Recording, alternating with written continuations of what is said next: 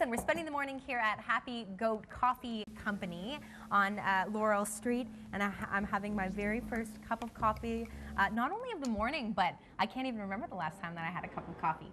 Jackie, the lovely retail manager here at Happy Goat, and very talented barista, whipped it up. What did you make me, Jackie? Cappuccino. A cappuccino, okay. And what type of coffee did you use in it? We use the brew espresso. Okay, and I added a little bit of sugar. Is that a faux pas when drinking a cappuccino, or is that generally accepted? No, that's generally accepted. Okay. I like how frothy it is. I will give you that. I'm coming around. I'm coming around, okay? I kept saying to you, I don't think anybody needs more energy. I'm already over the top. All right, so we've been spending the morning with Happy Goat Coffee Company owner, Henry ASSAD, and we've been telling people that there are a number of different ways to make coffee apart from by the pot. What are we looking at here? It's a siphon, and that's probably one of the better ways of making coffee.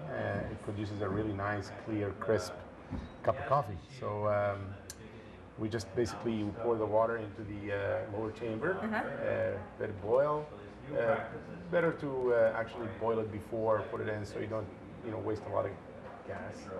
And then if you put this on it, the water will just go up. Oh, look at that! It's starting to come up.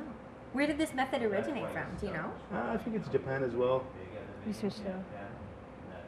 So, Jackie, when people come into the actual shop here, because all of the roasting is done right over here on the corner, and that's how we started our morning, talking about the fresh beans and how they're roasted and the various flavors that they're looking to achieve. But when people come in to actually get you to make their cup of coffee, Jackie, do you find that a lot of people even know what this siphoning technique is? No, and it's one of the specialities that we do, and it's part of really just teaching people about coffee and purity of coffee, because this is one of the purest way of tasting the essence of the bean.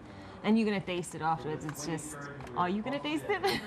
Well, yes, absolutely. I'm trying to become a coffee drinker, I swear. And we've heard so many different customers come in today, and they didn't know that CTV was here, and they weren't saying it because they wanted to get on camera, but they were honestly saying this is the best place in the city to get a cup of coffee. And I think it's in large part to the fact that you're roasting it fresh so often.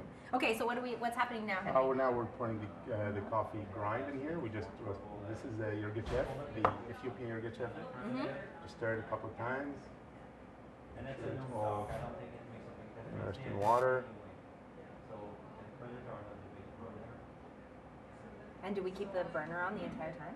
Not the entire time. We turn it off once it's ready to go down. Right. Okay.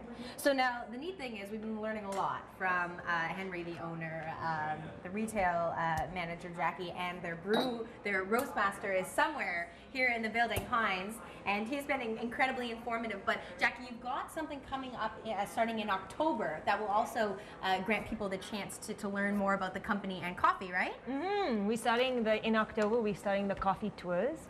And basically, it's the background of really trying to educate people about coffee, where it comes from, that it's actually a red berry, and the whole process of roasting, the art of roasting, the different kinds of essence that you can pull out of each bean, coffee tasting with Hario, and then a siphon demonstration to end it off. Because you said growing up in South Africa, and then when you first moved here, that you in fact didn't enjoy coffee. Not at all. Because in South Africa, we only had instant coffee, and we would only drink rooibos tea. So when I got here, I started learning more about the art of coffee, and then I really got into it. And when I tasted it, I was like, okay, this is new. And then I went to taste other retail, more famous stores. And I was like, wow, what a difference. And then I came back and tasted this, and I was like, oh my goodness, this is so good. I just had to really get my taste buds. Right. Okay. So if you're looking for a solid cup of coffee, whether it be from the Hario dripper or the siphon, they've got it all here at Happy Goat Coffee Company. Are you open every day? Yes, we are. Okay. Every day. You can head to the website. Short hours on Sunday, but yes, we are. You can head to the website to learn more information, but we're right here on Laurel Street. There we go. Our siphon coffee is almost ready to go. Before the end of the morning, we'll talk about the unique technique that they're using for bagging. They've got a particular device inside the bag here that keeps things super, super fresh. So we'll talk about that and different ways that you can store your coffee to prolong its life. That's coming up before the end of the show here at Happy Go Coffee Company.